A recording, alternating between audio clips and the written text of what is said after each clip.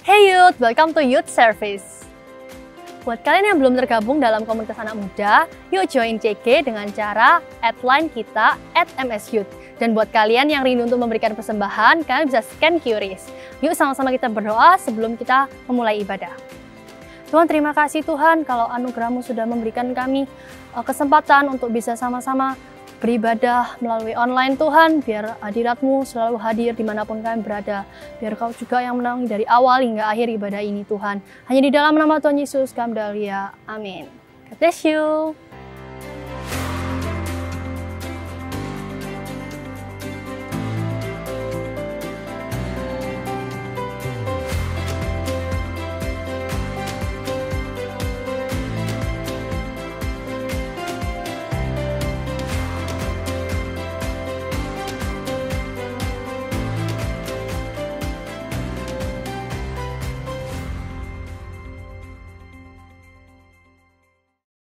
Halo, Shalom. Gimana kabar kalian semuanya?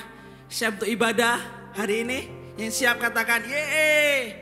Sebelum ibadah kita menyembah Tuhan, kita siapkan hati kita. Percayalah dimanapun kalian berada, hadirat Tuhan akan melawat setiap kalian. Percayalah dimanapun kalian berada, Yesus hadir saat ini. Kita berdoa, Tuhan thank you untuk hari ini. Biarkan hari ini kami mau datang di hadapan Kau Yesus. Ini hati kami, ini hidup kami Tuhan. Kami mau datang menyembah-Mu dengan segenap hati kami. Dimanapun kami berada, penuhi kami Tuhan. Kami mau datang menyembah-Mu Yesus.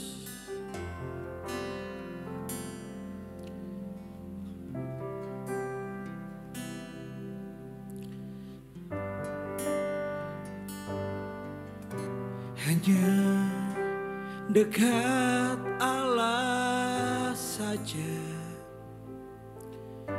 aku merasa tenang.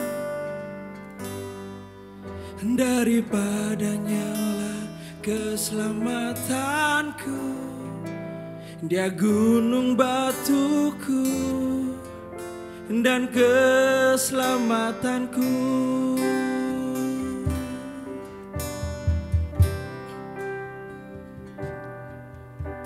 Hanya dekat Allah saja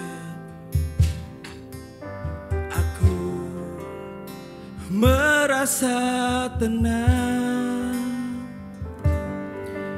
Daripadanya lah keselamatanku, hanya Dia gunung batu dan keselamatanku. Dia kota bentengku, aku takkan goyah. Pada Allah ada keselamatanku dan kemuliaanku. Gunung batu kekuatanku, tempat berlindunganku. Dialah Allah keselamatanku. Dia angkat diriku dari kegelapan dan bawaku masuk ke dalam terang-Nya yang ajaib. Dia layak terima segala pujian dan kemuliaan. Dialah Allah keselamatanku. Sembah Dia. Hanya dekat Allah saja aku merasa tenang. Daripadanya lah keselamatanku, hanya Dia gunung batu dan keselamatanku. Dia kota bentengku,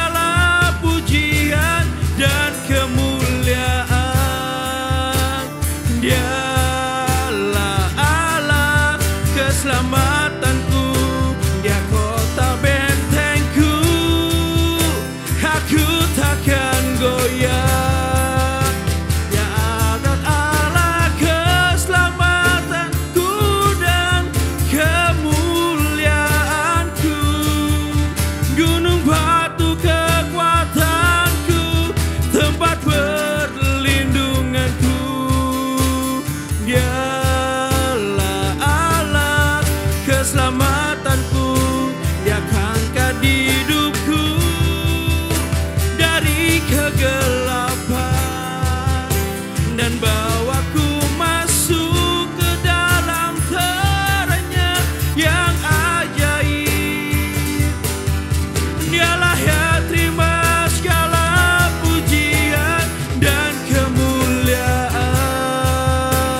Dialah Allah keselamatanku. Dimanapun kau berada, sembah Dia.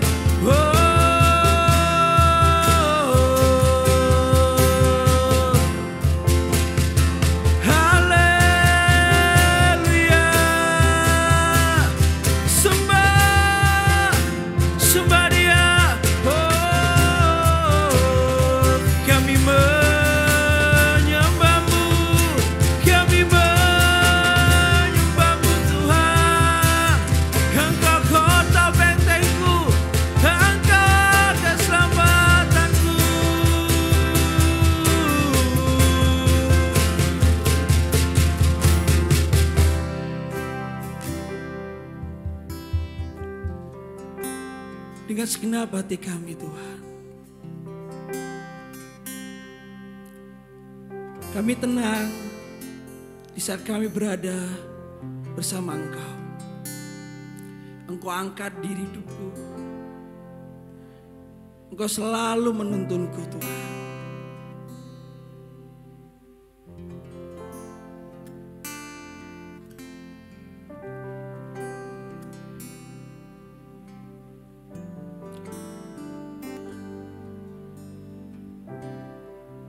Haleluya Tuhan. Hanya Engkau Tuhan. Yes, nikmati hadirat Tuhan. Dimanapun kalian berada, nikmati hadirat Yesus. Sembah Dia. Datang ke Tuhan dengan rasa haus dan lapar. Datang ke Tuhan dengan rasa haus dan lapar. Ku muliakan nama-Mu Tuhan, mulia nama-Mu Tuhan,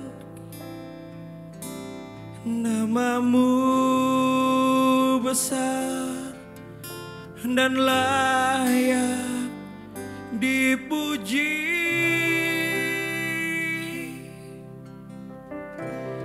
Ku muliakan nama-Mu, yes Tuhan, mulia nama-Mu Tuhan, nama-Mu besar dan layak dipuji. Dengan lembut saja, dengan lembut saja ku muliakan nama-Mu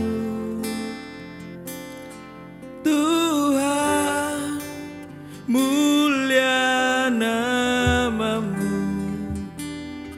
Tuhan,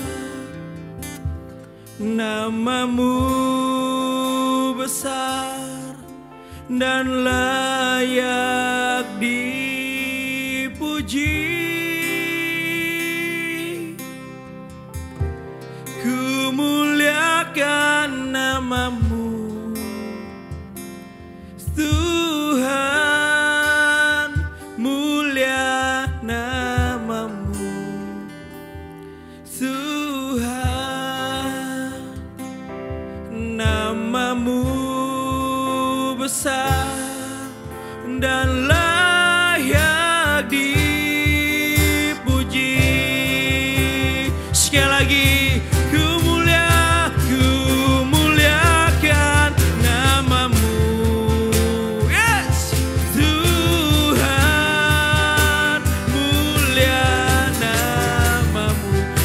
besar Tuhan, Tuhan,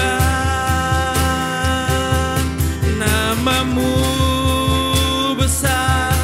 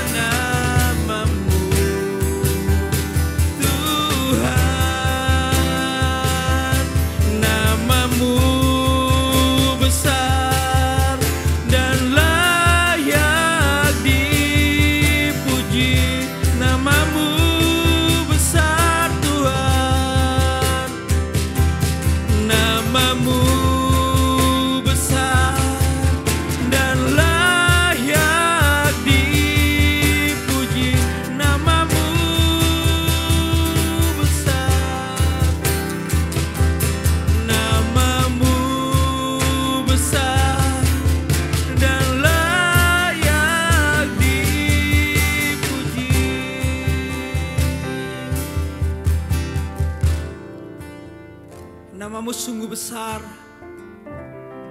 Namamu yang layak kami puji. Hanya namamu yang kami tinggi-tinggikan Tuhan dalam hidup kami.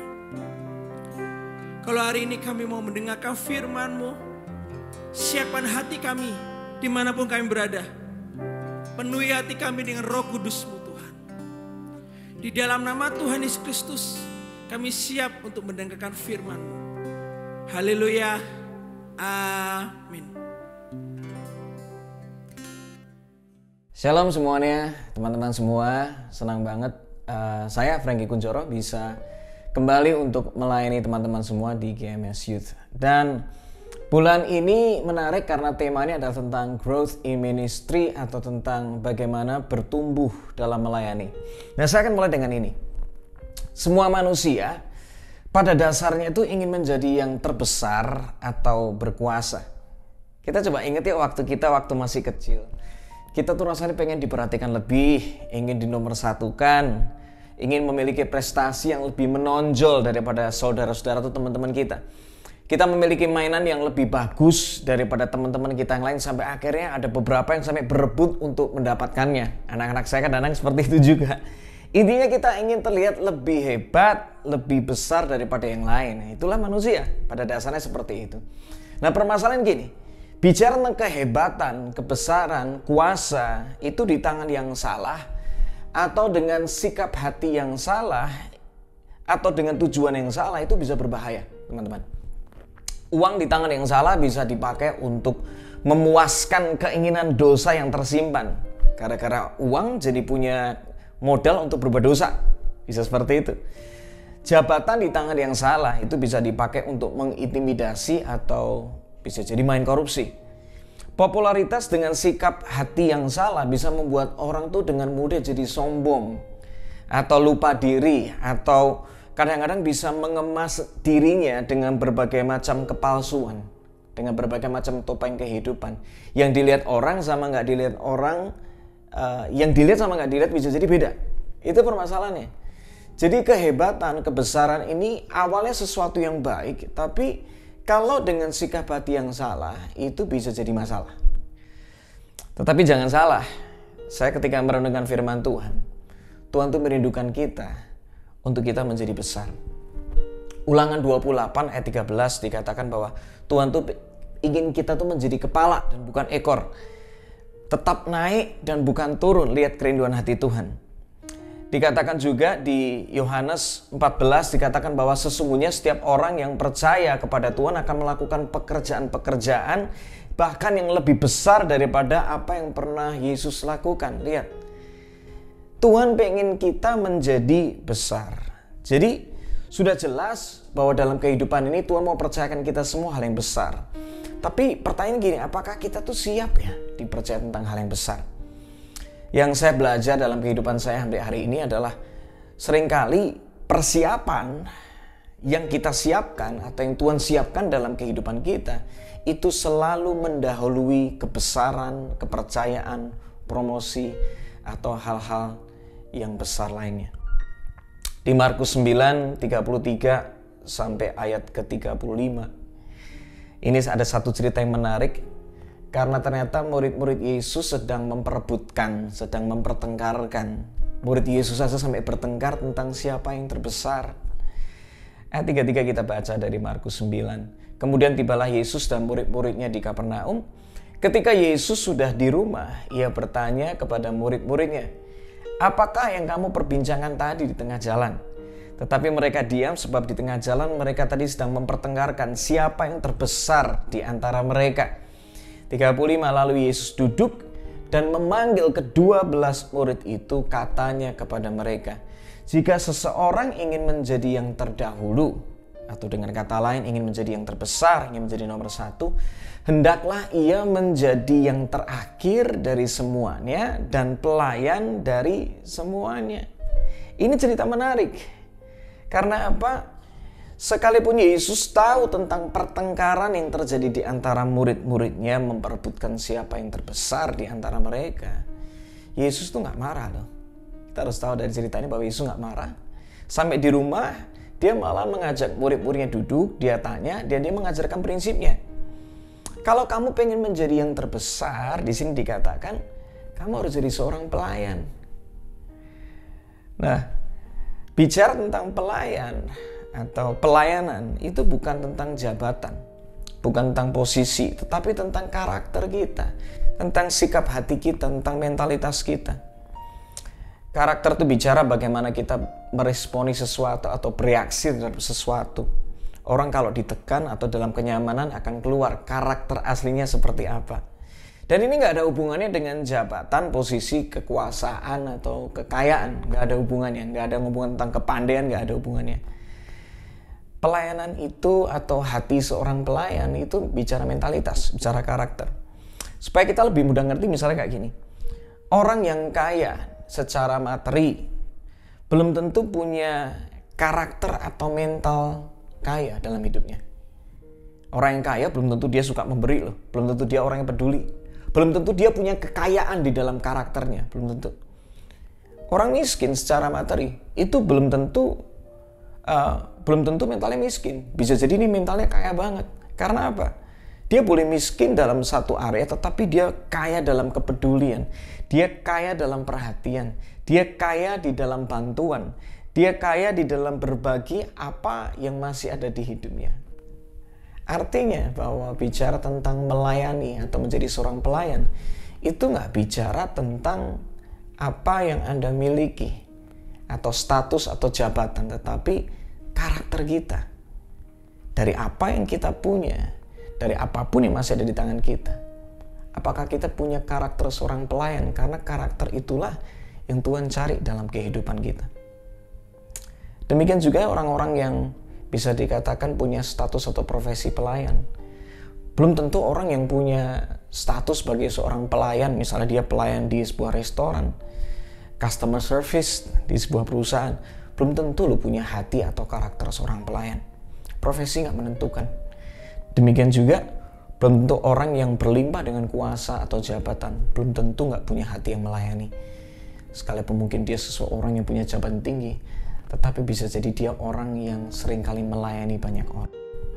Nah, permasalahan gini, dalam pergerejaan hari-hari ini, kalau kita ngomong dunia gereja, seringkali kata-kata melayani itu udah begitu rancu.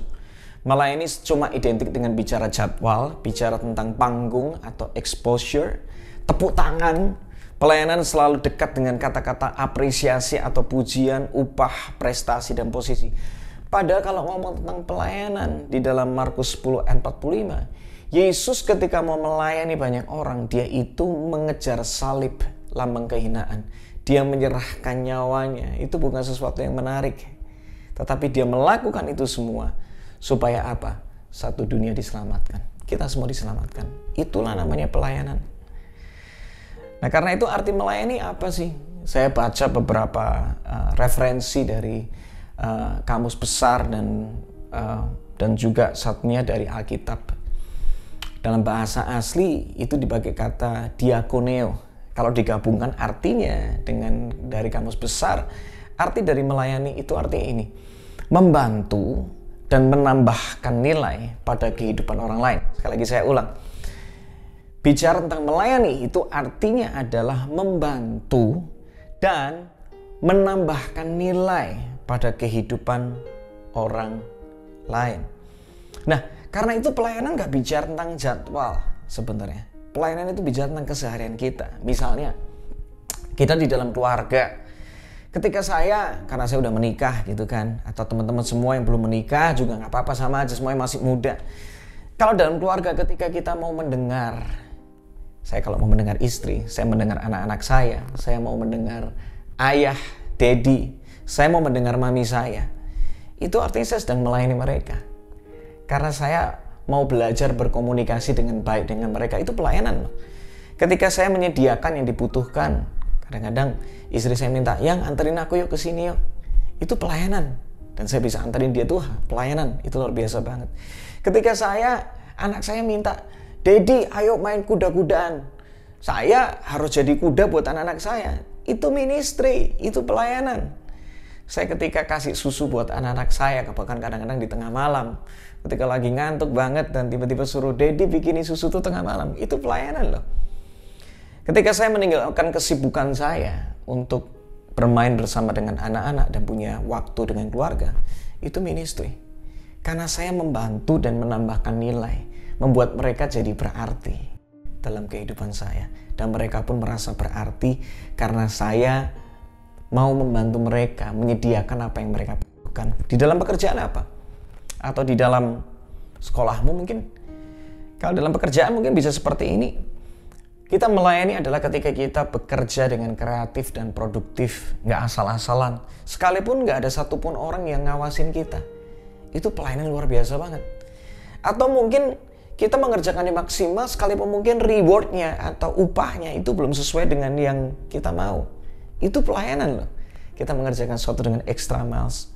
Kita mau mendengar kebutuhan yang orang yang memimpin kita, atau mungkin guru kita, dosen kita, atau mungkin guru teman-teman kita. Kalau dalam dunia pekerjaan bisa mendengar kebutuhan pasar, kita bisa memberikan senyuman, kita menyediakan solusi atau cara-cara yang lebih baik dalam melakukan segala sesuatu. Kita menyediakan yang teman-teman kita butuhkan, tentu yang baik. Itu pelayanan. Kita mau mendengar cerita teman-teman kita, itu pelayanan. Kita mau mendoakan mereka, itu pelayanan. Di dalam gereja, karena saya pelayanannya adalah seorang pemimpin pujian, kalau saya bisa mengenal orang yang saya layani dengan baik, saya bisa ngerti lagu-lagu mana yang kira-kira mudah untuk dinyanyikan. Karena namanya melayani itu membantu. Saya memikirkan gimana supaya daftar lagu itu bisa mempermudah orang-orang yang hadir dalam ibadah. Contoh lain misalnya dalam pelayanan itu ketika saya nyanyinya nggak fals, itu saya membantu mereka loh. Apalagi ketika saya sedang memaksimalkan alat yang saya pakai, itu namanya saya sedang melayani. Lihat, melayani adalah ketika kita menambahkan nilai dalam diri kita sehingga kita bisa membantu orang lain juga. Itu namanya melayani. Saya percaya ketika saya lagi ngomong seperti ini, Tuhan sedang mulai ingatkan hal-hal apa yang bisa engkau lakukan. Karena ini kerinduan hati Tuhan. Yesus sampai ngomong seperti ini. Aku datang ke dunia ini bukan untuk dilayani, tetapi untuk melayani. Yesus ngomong, aku nih seorang pelayan. Yes, dia Tuhan, dia guru, dia segala-galanya buat kita, dia pencipta. Tetapi mentalitas yang Tuhan punya, dan ini yang Tuhan rindukan dalam kehidupan setiap kita, jadilah seorang pelayan. Dari sini kita belajar bahwa melayani nggak bicara tentang kita, tetapi selalu harus dilihat dari sudut pandang orang yang kita layani. Tentang kepuasan mereka gimana. Yang menariknya, sekalipun kita melayani, kita nggak pernah kehilangan status kita. Justru malah nilai kehidupan kita akan ditambahkan di sini. Yesus tetap menjadi Tuhan dan Guru bagi murid-muridnya, tetapi dia mau membasuh kaki murid-muridnya. Dia nggak kehilangan, dia membersihkan kaki murid-muridnya, nggak kehilangan status sebagai Tuhan dan Guru. Dia tetap Tuhan dan Guru. Cuma yang bikin beda, ketika dia punya hati seorang hamba. Justru gara-gara itu, dia melayani, bahkan dia memberikan nyawanya bagi kita semua. Dia dikaruniakan nama di atas segala nama. Di dalam Filipi 2 dikatakan, Yesus dikasih nama yang paling berkuasa di atas segala nama apapun yang ada di bumi dan di surga. Karena itu selalu ada berkat ketika kita melayani. Saya mencatat ada 3 hal yang paling sederhana. Mengapa kita perlu melayani? Mengapa kita perlu membantu? Mengapa kita perlu memberi? Mengapa kita perlu menambahkan nilai pada hidup orang lain? Orang lain bisa bertambah melalui hidup kita. Yang pertama, kalau kita melayani orang tuh sukacita kita bertambah. Nah, kita ngomong lebih berbahagia memberi daripada menerima. Pernah gak sih kalian punya pengalaman seneng loh lihat orang kembali tertawa, yang awalnya menangis, yang awalnya nggak tahu mau gimana, yang awalnya kebingungan, yang awalnya udah hopeless, dan kita tuh bisa bantu mereka, kita bisa sediakan yang mereka butuhkan. Saya percaya sukacita yang paling besar adalah ketika kita bisa melihat setiap orang yang kita bantu, yang kita tolong, kita layani, mereka merasa terbantu, mereka jadi lebih baik. Karena itu orang yang melayani sukacitanya bertambah. Yang kedua, orang kalau melayani itu akan ditambahkan kepercayaan dan kemurahan Tuhan dalam hidupnya. Dalam The Message, Amsal 11, 24-25 dikatakan, The world of generous gets larger and larger. Dunia orang yang murah hati, orang yang suka memberi, yang suka melayani itu diperluas, tambah gede. The world of the stingy, orang yang pelit, gets smaller and smaller, itu tambah kecil. Orang kalau pelit, lama-lama cuma bicara aku dan aku. Tapi kalau orang yang suka melayani, kita memperluas kapasitas kita. Banyak orang terbantu, dunia kita tambah luas. Kita bisa menjadi berkat bagi banyak orang, gak cuma tentang kita. The one who blesses others, dikatakan, those is abundantly blessed. The one who blesses others is abundantly blessed. Jadi siapa yang memberkati orang akan diberkati dengan berlimpah. Those who help others are helped.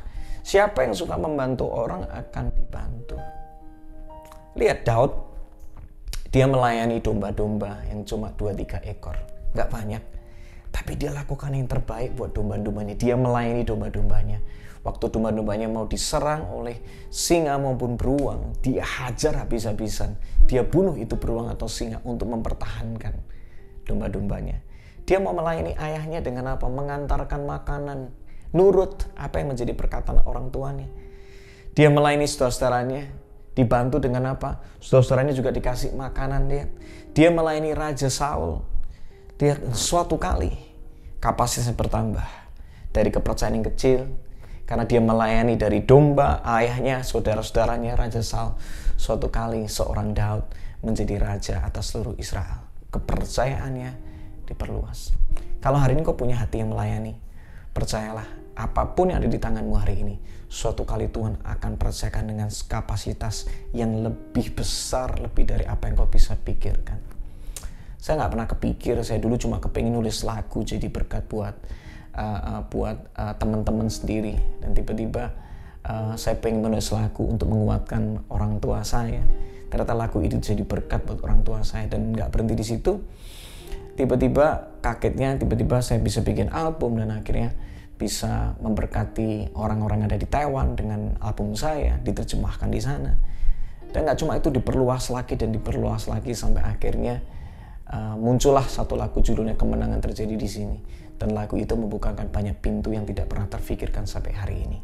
Lihat, orang kalau suka melayani, suka memberi, suka membantu, melalui apa yang ada di hidupnya, diperluas. Yang ketiga yang menarik, mengapa kita perlu melayani?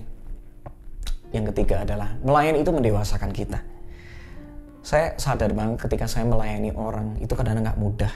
Ada yang mengacuhkan, ada yang kadang-kadang mengatakan sesuatu yang gak enak, kadang-kadang menuduh yang enggak di dalam pelayanan. Di dalam ketika saya memberi, kadang-kadang gak dikasih senyuman, kadang-kadang diresponi dengan tidak baik. Tapi justru hal seperti itu membuat akhirnya apa? Kesombongan saya jadi habis. Saya menjadi pribadi yang jauh lebih rendah hati, jauh lebih pengertian, lebih mau mendengar, lebih sabar, lebih menghargai. Dan itu terjadi dalam kehidupan saya. Pelayanan itu indah, teman-teman. Ketika engkau melayani, karaktermu akan didewasakan. Karakter Kristus akan nyata di hidupmu. Nah, untuk kita bisa melayani itu, kita ini terbatas. Ada hal yang kadang-kadang gak mudah di dalam pelayanan. Karena itu di dalam pelayanan kita butuh seorang sahabat sejati. Dan sahabat sejati itu namanya Roh Kudus. Karena itu saya kalau mau kasih judul, tema hari ini adalah sahabat sejati dalam melayani. Nah, bagaimana kita bisa menjadi seorang pelayan yang baik? Dan dalam setiap poin yang saya sampaikan, peran Roh Kudus begitu kuat. Yang pertama, bagaimana kita bisa menjadi seorang pelayan yang baik?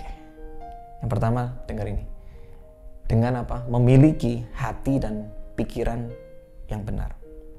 Hati dan pikiran manusia itu bisa berubah karena tekanan atau keadaan. Orang yang awalnya melayani dengan ketulusan bisa jadi suatu kali pengen menguasai atau mengintimidasi orang. Yang awalnya melayani dengan kerendahan hati bisa jadi sombong. Karena itu bicara tentang melayani, kalau kita mau melayani dengan baik, pertama, hati dan pikiran kita harus dijaga dengan sebaik mungkin. Karena hati manusia bisa berubah. Karena itu kita butuh Roh Kudus untuk memampukan kita menjaga hati kita. Roma 14 ayat 17-18 dikatakan, sebab kerajaan Allah bukanlah soal makanan dan minuman, tetapi soal kebenaran, damai sejahtera, dan sukacita oleh Roh Kudus. Karena barang siapa melayani Kristus dengan cara ini, ia berkenan kepada Allah dan dihormati oleh manusia.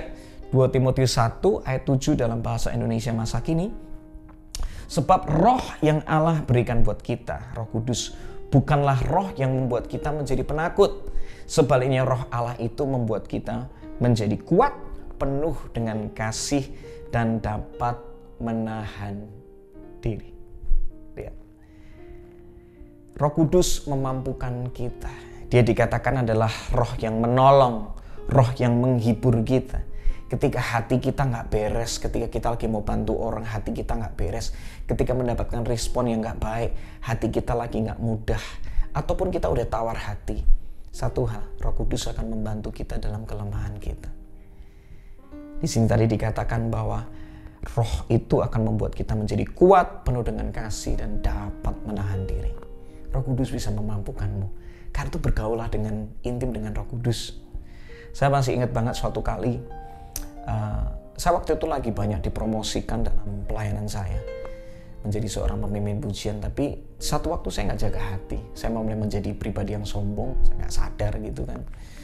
Singkat cerita, ada seorang pemimpin tanya sama saya, Kiki, kalau kamu mimpin pujian nanti dalam ibadah umum bisa apa enggak? Waktu itu saya belum mimpin pujian dalam ibadah umum. Akhirnya saya ngomong, wah bisa banget, wah saya pasti bisa. Saya lupa kalau saya nggak ngomong tentang semuanya karena anugerah Tuhan, nggak. Saya terlalu pede, saya merasa bisa. Singkat cerita, nggak lama setelah itu saya dipercayakan memimpin sebuah ibadah KKR waktu itu di lagi pembukaan satelit di Malang. Dan saya udah siapkan sedemikian rupa, saya sudah kasih lagu-lagu yang terbaik karena saya dikasih tahu, Ki, ini yang bakal datang ini anak-anak muda nih. Oh gitu ya, ya udah. Saya siapkan lagu-lagu yang bicara tentang kebangkitan. Temanya tentang kebangkitan ya Ki. Wah, ada lagu Allah bangkit, lagu Kukan bangkit, lagu apa lagi? Bangkit suka namanya. Pokoknya semua lagu yang bicara ada kebangkitan, saya nyanyikan semua. Saya minta gitarisnya bisa dua enggak. Wah, pokoknya udah keren. Udah ikut doa puasa. Yang terjadi apa? Satu hari sebelum saya berangkat pelayanan ke Malang, tiba-tiba jadwal saya dibatalkan. Dan saya tanya, kok bisa?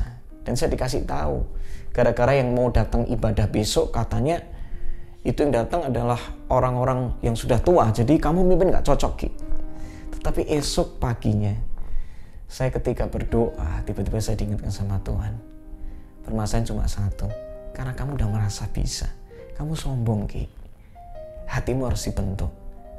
Pagi hari itu saya nangis, saya dilawat Tuhan, dan saya sadar saya butuh Roh Kudus untuk membuat hati saya selalu benar, pikiran saya selalu berkenan di hadapan Tuhan. Untuk bisa melayani dengan baik, bergaulah dengan Roh Kudus. Karena Roh Kudus akan membuat kita jadi punya kekuatan, Roh Kudus akan menolong kita, Roh Kudus akan membuat hidup kita jadi penuh dengan kasih. Yang kedua, bagaimana kita bisa melayani dengan baik? Lihatlah dan dengarlah kebutuhan di sekitarmu. Artinya apa? Jangan cuek jadi orang. Engkau bisa melayani karena engkau mendengar apa yang orang sekelilingmu perlukan. Yohanes 16 ayat 13. Saat roh kebenaran itu datang, ia akan membimbing kamu ke dalam seluruh kebenaran. Sebab ia tidak akan berbicara atas keinginannya sendiri, melainkan mengatakan apa yang telah ia dengar. Dan ia akan memberitahumu hal-hal yang akan terjadi di masa depan, yang akan terjadi di masa mendatang. Itulah pekerjaan Roh Kudus untuk kasih tahu kita kebutuhannya apa sih hari-hari ini, kebutuhannya apa sih yang ada di masa mendatang. Roh Kudus akan bicara spesifik buat kita semua. Siapa yang perlu kita layani? Tanya sama Roh Kudus. Masalah apa yang sedang terjadi hari-hari ini ya di sekeliling kita? Coba cek, bisa jadi moralitas, bisa jadi orang-orang yang merasa hopeless, bisa jadi teman-teman yang sedang membutuhkan bantuanmu, bisa jadi orang terdekatmu yang sebenarnya lagi membutuhkan sesuatu. Kita butuh peka. Dan manusia itu terbatas, kita butuh tuntunan Roh Kudus. Dan saya percaya ketika engkau bisa menangkap ini semua, ada tren-tren yang baru yang perlu engkau jawab. Di dalam pelayanan apa? Di dalam marketplace apa? Suatu kali kamu akan kerja, coba tangkap kebutuhannya. Hari ini saya melihat banyak sekali anak-anak muda yang dipakai begitu muda. Dan di dalam usia mudanya dia bisa peka banget untuk nangkep tuntunan Tuhan hari-hari ini. Dalam keluargamu apa? Coba tangkap kebutuhan itu. Saya percaya ketika saya ngomong seperti ini, Roh Kudus sedang berbicara buat Anda. Ada sebuah kegelisahan yang begitu besar yang Tuhan sedang taruh di hatimu untuk pengen kau rasain, kau pengen lakukan sesuatu dalam hidupmu. Coba tangkap itu. 2013 saya mau kesaksian. Suatu kali saya dengar sebuah nubuatan, ada seorang pendeta namanya Cindy Jacob, dan dia ngomong seperti ini. Suatu kali dari Indonesia akan mengutus banyak sekali misionaris musik ke Timur Tengah. Ketika saya mendengar seperti itu, ada sesuatu yang bergejolak. Tiba-tiba saya dikasih hikmat, tuntunan Tuhan tentunya. Bagaimana orang bisa diutus kalau mereka nggak diperlengkapi, kalau mereka nggak diedukasi, mereka nggak diajar. Singkat cerita, di tahun yang sama, saya membuat sebuah konferensi pujian penyembahan di Jakarta. Dan pulang dari acara itu, ada beberapa orang-orang, para pelayan Tuhan dari sebuah gereja. Bahkan mereka gereja-gereja yang bisa dikatakan besar dengan jemaat yang banyak. Mereka nanya gini, "Kak, boleh nggak training kami?" Saya bingung loh, kamu di gerejamu nggak di training? Iya, kami kurang di training. Ada sebuah panggilan begitu kuat, dan akhirnya saya pindah dari Surabaya ke Jakarta untuk membangun sebuah sekolah pujian penyembahan namanya Unlimited Worship. Puji Tuhan, dengan proses yang begitu panjang, akhirnya 2017 sekolah itu bisa didirikan dan memberkati banyak orang. Dan bahkan hari-hari ini dari sebuah sekolah fisik, gara-gara pandemi akhirnya kami beralih menjadi sebuah sekolah digital yang bisa memberkati banyak orang. Online worship course yang akan diluncurkan. Ini menarik. Karena apa? Mendengar. Dan akhirnya saya bisa melayani banyak orang. Dunia saya diperluas, kapasitas saya diperluas. Coba dengar hari-hari ini. Yang terakhir, bagaimana kita bisa melayani menjadi seorang pelayan yang baik. Mulailah dari apa yang kita bisa, lalu kembangkanlah. Melayani selalu bicara tentang apa yang kita punya, kita berikan buat orang-orang lain. Karena itu, firman Tuhan ngomong di Roma 12, 6-8. Demikianlah kita mempunyai karunia yang berlain-lainan menurut kasih karunia yang dianugerahkan kepada kita. Jika karunia itu adalah untuk bernubuat, baiklah kita melakukannya sesuai dengan iman kita. Jika karunia itu melayani, baiklah kita melayani. Jika karunia untuk mengajar, baiklah kita mengajar. Karunia untuk menasihati, baiklah kita menasihati. Apa yang ada di tanganmu, pakai. Kalau memang engkau baik dalam menasihati seorang, pakailah menasihati. Kalau engkau memang baik dalam melayani, pakailah untuk melayani. Kalau engkau baik di dalam mengajar, pakailah untuk mengajar. Jadi sesuai dengan apa yang ada di hidupmu, pakailah. Firman itu juga ngomong hal yang sama di Kisah Para Rasul 1 ayat 8. Dikatakan, tapi kamu akan menerima kuasa kalau Roh Kudus turun ke atas kamu. Artinya apa? Peran Roh Kudus begitu kuat. Engkau bisa penuh dengan kekuatan yang kau nggak punya sebelumnya, bahkan ditambahkan kepadamu. Ada sebuah kapasitas yang nggak masuk akal. Tuhan bisa tambahkan, Tuhan bisa kasih ide-ide yang baru, kreasi-kreasi yang baru dari apa yang ada di tanganmu. 5 roti 2 ikan di tanganmu, Tuhan bisa buat untuk kasih makan 5.000 orang, bahkan sisa 12 bakul. Apa yang ada di tanganmu, Tuhan bisa lakukan banyak hal besar. Lakukan apa yang di tanganmu, kembangkan. Keluaran 35 ayat 30-33 mencatat di dalam pembangunan kemah Musa ada seseorang bernama Bezaleel. Dikatakan seperti ini, lihatlah Tuhan telah menunjuk Bezaleel bin Uri bin Hur dari suku Yehuda dan telah memenuhinya dengan roh Allah. Ini yang terjadi ketika dia dipenuhi dengan roh Allah, dengan keahlian, pengertian dan pengetahuan dan dalam segala macam pekerjaan. Lihat, ketika roh Allah memenuhi kehidupan kita, Tuhan bisa menambahkan hal-hal yang kita nggak punya. Tuhan bisa nyatakan dalam kehidupan kita. Saya dulu nggak pernah kepikir saya bisa menulis lagu, bisa melakukan banyak hal dalam kehidupan saya. Tapi cuma dimulai dari satu ketaatan. Ketika saya mulai membangun diri saya sebagai seorang penulis lagu umur 13 tahun waktu itu. Dan saya cuma konsisten, tiba-tiba Tuhan tambahkan banyak lagu baru. Saya dibikin lebih peka sama kondisi sekeliling. Tiap kali baca firman selalu ada perkataan yang berbicara. Ya, puji Tuhan sampai hari ini. Apa yang saya lakukan itu benih yang saya sudah bangun, keintiman yang sudah bangun dari umur 13 tahun.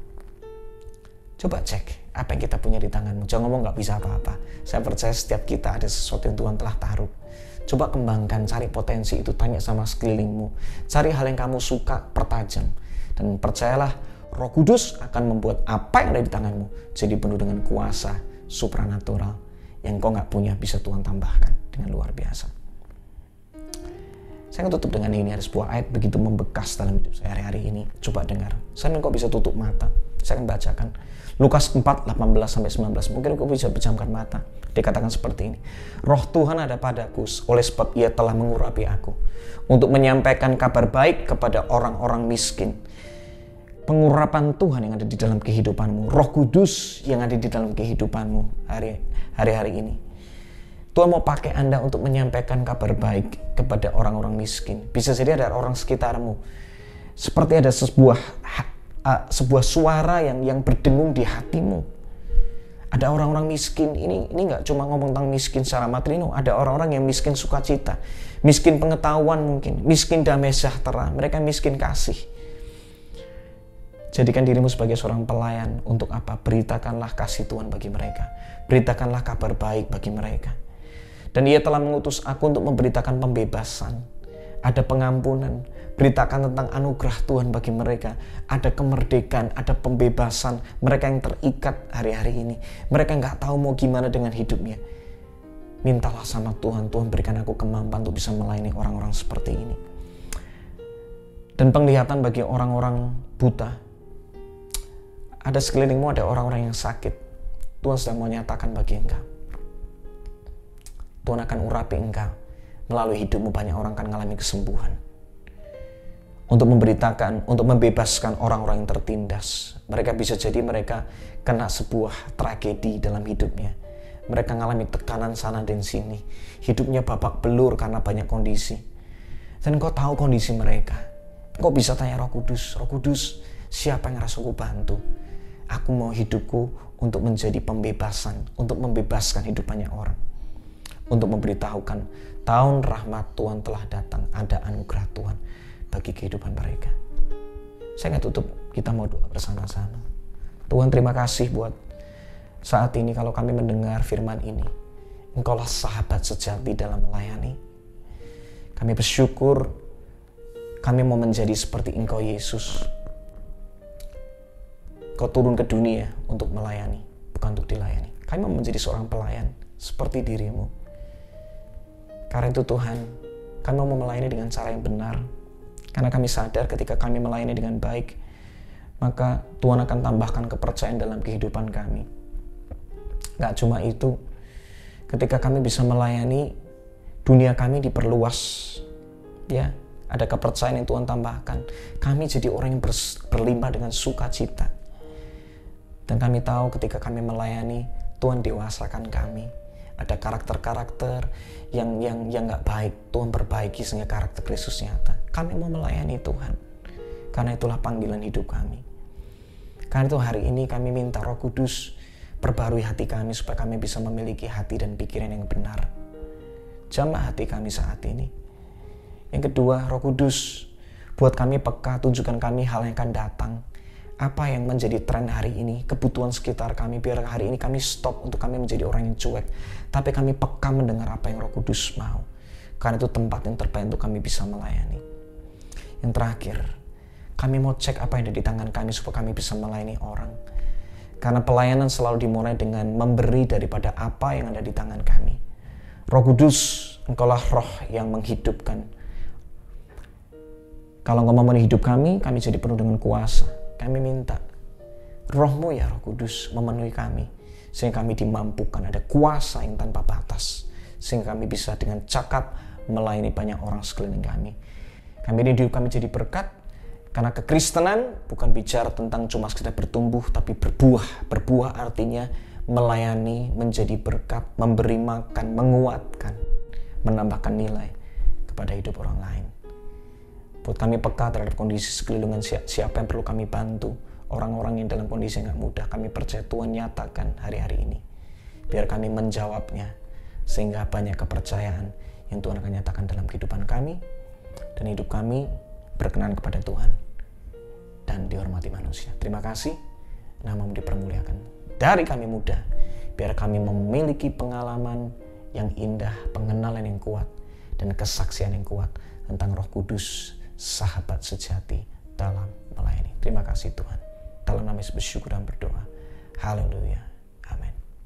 Terima kasih buat kesempatannya. Sekali lagi, jadikan Roh Kudus sebagai sahabat sejati di dalam melayani.